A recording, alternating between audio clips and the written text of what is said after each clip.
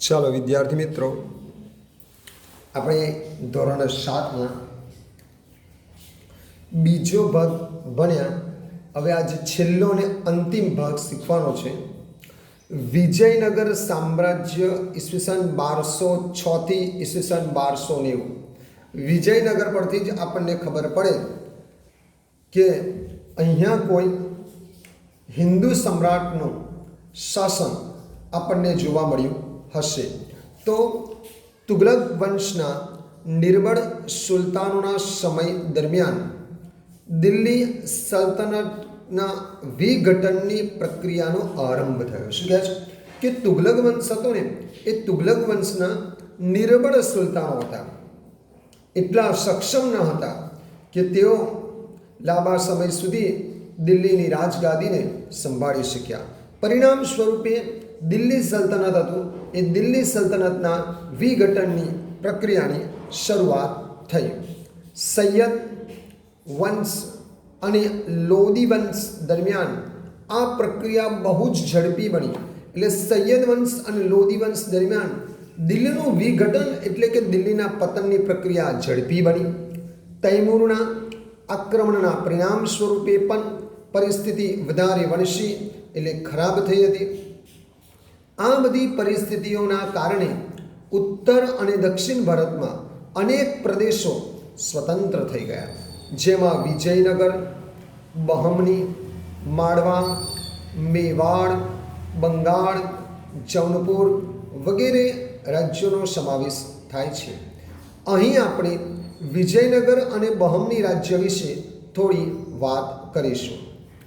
હરિહર રાય અને બુક્કારાય નામના બે ભાઈઓએ ઈસવીસન 1336માં તુંગભદ્રા નદીના કિનારે પોતાના રાજ્યની રાજધાની બનાવી વિજયનગર સામ્રાજ્યનો પાયો નાખ્યો. અહીંયા બે ભાઈઓની વીરતા અને હિંમતની વાત છે. બે ભાઈઓમાંથી એક ભાઈનું નામ છે હરિહરરાય અને બીજા ભાઈનું નામ છે બુક્કારાય. શરૂઆત તેમના શાસનની થઈ 1336માં તુંગભદ્રા નદીના કિનારે. વિજયનગરને તે સમયે તેમણે પોતાની રાજધાની બનાવી. શરૂઆતમાં આ નગર તેમના ગુરુ સ્વામી વિદ્યારણ્યના નામ પરથી વિદ્યાનગર પડ્યું. જુઓ, આ બંને ભાઈઓ પોતાના ગુરુને પણ એટલું જ માન સન્માન આપતા હતા અને તેના પરિણામ સ્વરૂપે વિદ્યારણ્ય પોતાના ગુરુના નામ પરથી વિદ્યાનગર નામનું એક નવું નગર વસાવ્યું. પાછળથી તેમના સમ્રાટોની લશ્કરી સફળતાના કારણે તે વિજયનગર તરીકે ઓળખાણ પામ્યું. એટલે વિદ્યાનગર પરથી કયું નામ પડ્યું બેટા? વિજયનગર. હરિહરરાય અને બુક્કારાય સંગમ વંશના રાજા હતા. કયા વંશના હતા તેઓ? સંગમ વંશના રાજા હતા. વિજયનગર સામ્રાજ્યમાં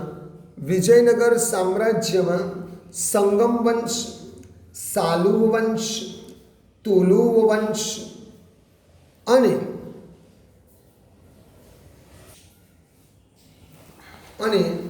અરવિંદુ વંશે શાસન કર્યું. બરાબર? એટલે કે આ સમય દરમિયાન 4 વંશે શાસન કર્યું. હરિહરરાય પ્રથમ, બરાબર ધ્યાન રાખજો, હરિહરરાય પ્રથમ. હવે પ્રથમ નામ કેમ આપ્યું? તો કે એ જ વંશમાં બીજા કોઈ રાજાનું નામ હરિહરરાય હોય એટલે પહેલો જે હરિહરરાય હોય એને પ્રથમ કહેવાય. એના પછી કોઈ બીજો આવે તો એને બીજો અને ત્રીજો પણ કહી શકાય છે. તો હરિહરરાય પ્રથમ અને બુક્કારાય નાના રાજ્યને સામ્રાજ્ય બનાવવામાં બહુ જ મહત્વનું શું આપ્યું બેટા? યોગદાન આપ્યું. સાલુવ વંશનું શાસન 20 વર્ષ ચાલ્યું અને ત્યારબાદ તુલુવ વંશની શાસનની સ્થાપના થઈ. અહીં જો બેટા નાની નાની લીટીઓ છે, ચોપડીની એક એક લીટી મહત્વની છે કે સાલુવ વંશનું શાસન 20 વર્ષ ચાલ્યું અને ત્યારબાદ તુલુવ વંશની સ્થાપના થઈ. તુલુવ વંશમાં કૃષ્ણદેવરાય જેવો શ્રેષ્ઠ શાસક થયો. શું કહે છે? અહીંયા ચિત્રમાં આપ્યું છે કૃષ્ણદેવરાય. તો તુલુવ વંશમાં કૃષ્ણદેવરાય જેવો શ્રેષ્ઠ શાસક થયો, જે માત્ર તુલુવ વંશનો જ નહીં સમગ્ર વિજયનગર સામ્રાજ્યનો સર્વશ્રેષ્ઠ શાસક સાબિત થયો. એટલું જ નહીં તેને ભારતના એક મહાન શાસક બનવાનું સાથે સાથે ગૌરવ પણ મળ્યું. તેને શાસન દરમિયાન અનેક વિજયો હાંસલ કર્યા. કૃષ્ણદેવરાયનું મોટાભાગનું જીવન યુદ્ધ ભૂમિ પર પસાર થવા છતાં તેને વહીવટી તંત્રની ઉપેક્ષા કરી ન હતી.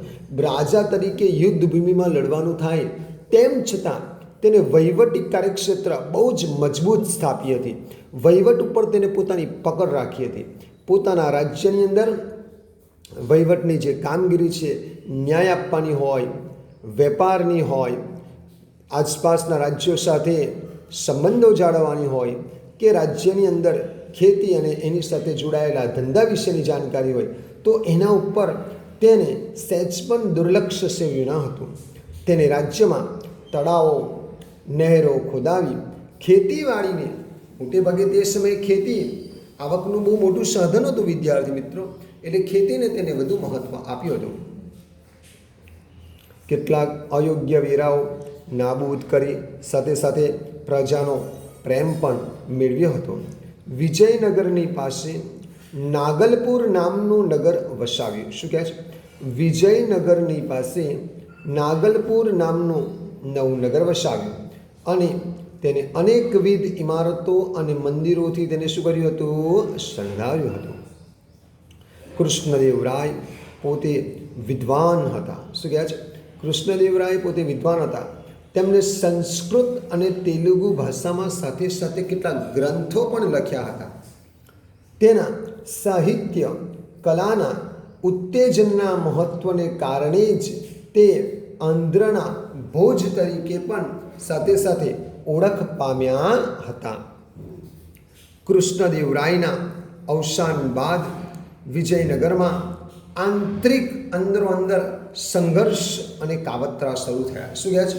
કૃષ્ણદેવરાયના મૃત્યુ પછી તેની રાજગાદી માટે અંદર અંદર કેટલીક વાર ઝઘડા, અંદર અંદર ખટપટો, અંદરો અંદર એકબીજાનું અપમાન કે એકબીજા પ્રત્યે દ્વેષ વગેરે શરૂ થયા. 23મી જાન્યુઆરી 1565ના તાલીકોટાના યુદ્ધમાં મુસ્લિમ રાજ્યોના બનેલા સંઘની સામે, શું કહે છે? 23મી જાન્યુઆરી, અહીંયા તારીખ પણ બહુ સ્પષ્ટ આપી છે કે 23 જાન્યુઆરી 1565ના રોજ તાલીકોટાના યુદ્ધમાં મુસ્લિમ રાજ્યોએ જે સંઘ બનાવ્યો હતો એ સંઘની સામે વિજયનગરનો પરાજય થયો. યુદ્ધ બાદ પણ વિજયનગર સામ્રાજ્ય એક સદી સુધી ટકી રહ્યું, પણ પહેલાં જેટલી ભવ્યતા, પહેલાં જેટલી સમૃદ્ધિતા કે પહેલાં જેટલી વહીવટની કુશળતા વિજયનગરનું સામ્રાજ્ય ફરી પ્રાપ્ત કરી શક્યું નહીં. વિદ્યાર્થી મિત્રો,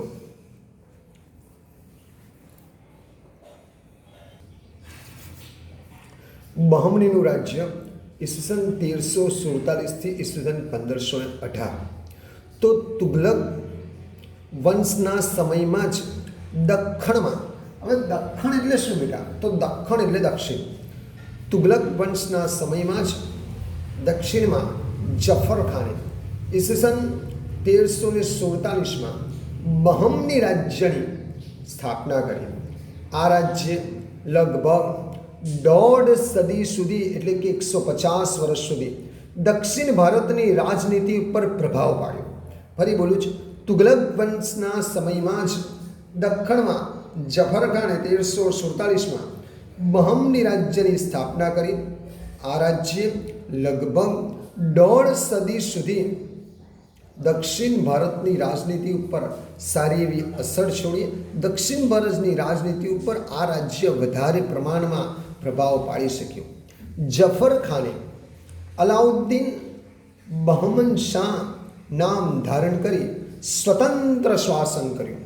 તેને નવા સ્વતંત્ર રાજ્યની રાજધાની ગુલમર્ગને બનાવી પોતાના રાજ્યની અંદર અનેક પ્રદેશોને જોડી દીધા. શું કહે છે?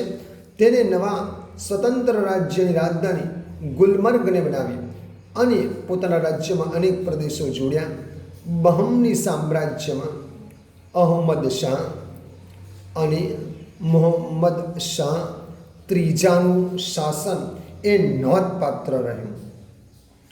અહમદ શાહે ગુલમર્ગથી રાજધાની બીડર ખસેડી અને બીડરમાં અનેક સાથે સાથે ઇમારતો પણ બંધાવી. મુહમ્મદ શાહ ત્રીજાનો વજીર, એના રાજ્યની અંદર જે વજીર હતો ને એ વજીરનું નામ હતું મહમૂદ ગવા. જે વહીવટ કરતો હતો રાજ્યનો એ હતો મહમૂદ ગવા. તેને સક્ષમ વહીવટી તંત્રની રચના કરી.